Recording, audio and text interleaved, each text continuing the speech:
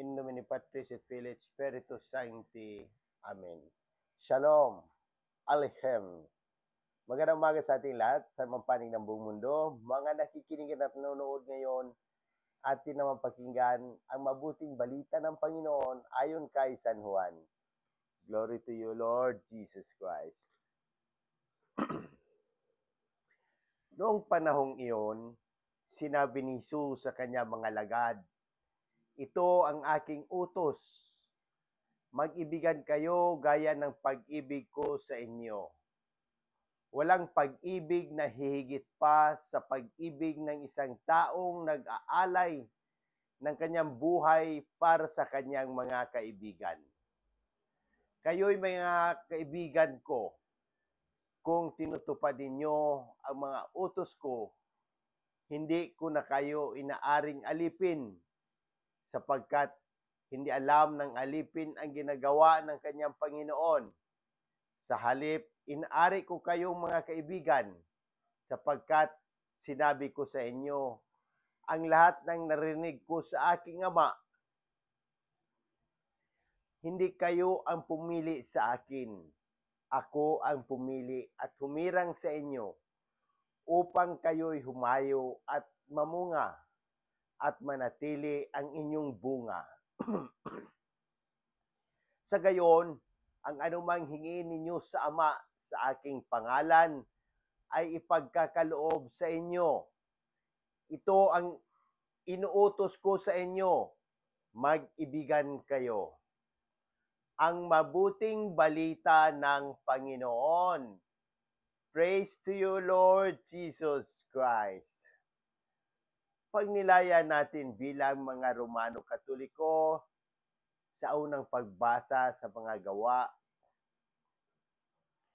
Ang mabuting balita ay isang panawagan sa tunay na pag-ibig. Hindi ang pag-ibig na lumilipas, kundi ang pag-ibig na sakripisyal at matatag. Sinabi ni Jesus, "Ito ang aking utos. Mag-ibigan kayo gaya ng pag-ibig ko sa inyo." Ito ay isang paanyaya sa bawat isa sa atin na yakapin ang buhay bilang mga kaibigan ng Diyos, hindi bilang mga alipin. Sa unang pagbasa, makita naman natin ang pagkakaisa ng unang simbahan upang lutasin ang suliranin ukol sa mga kautosang ipinapataw sa mga hintil. Pinili nilang magpadala ng sulat na nagpapakita ng paggalang, pagkakaisa, at liwanag ng Espiritu Santo. Ito'y paalaala na sa gitna ng pagkakaiba-iba, ang pagkakaisa sa pag-ibig ni Kristo ang dapat manaig. Ang mga halimbawa sa kasalukuyang panahon, ang pag-ibig na naglilingkod.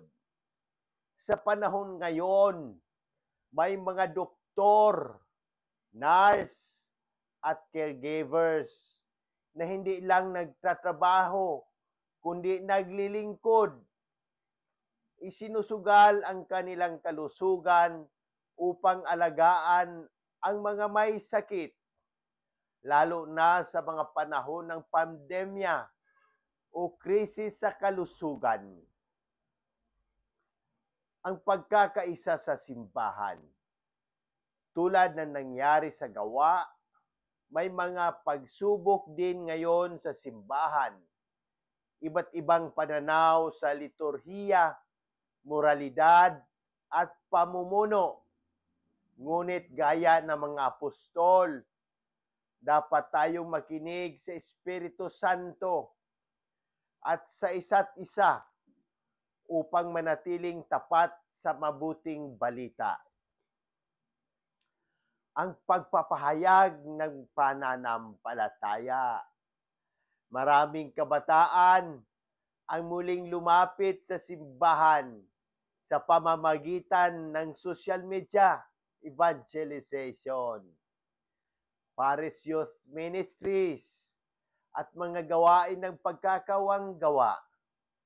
Bunga ito ng pagkilos ng Diyos sa puso ng bagong henerasyon. Ang pagninilay sa ating tugon at mga pagpapago. Sa harap ng pag-ibig ng Diyos, ang tanong, paano tayo tumugon?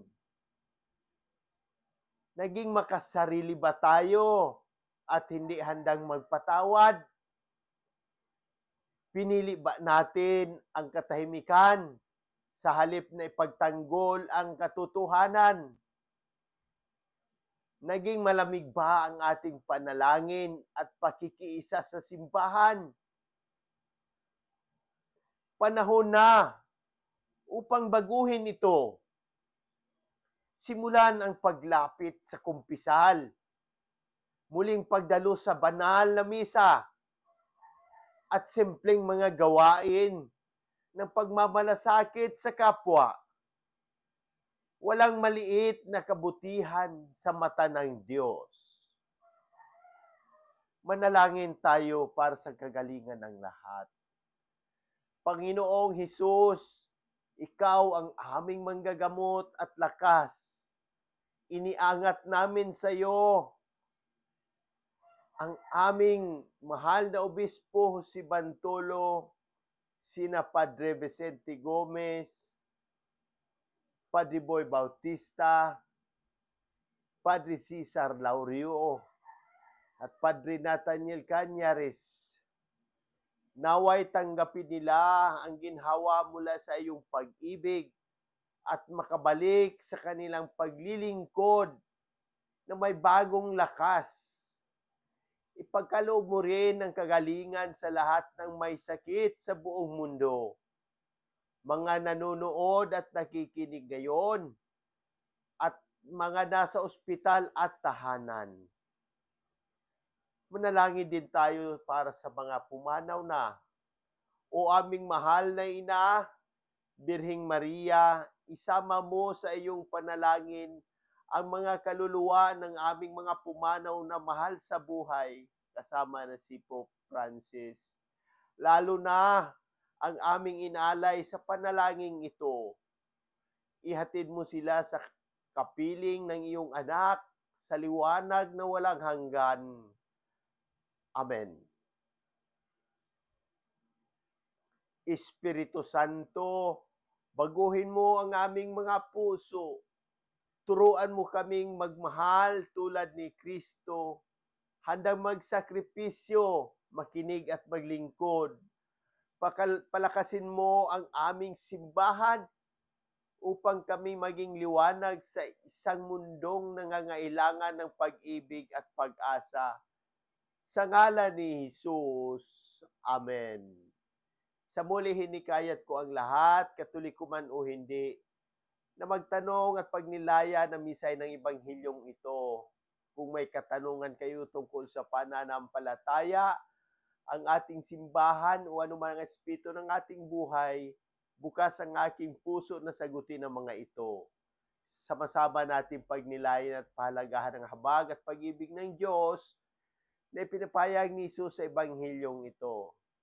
Sa pamamagitan ng ating mga gawain at salita, naway maging daluyan tayo ng habag at pagmamahal ng Diyos sa lahat ng tao. Amen. In nomine Patris et Filii et Spiritus Sancti. Amen. God bless!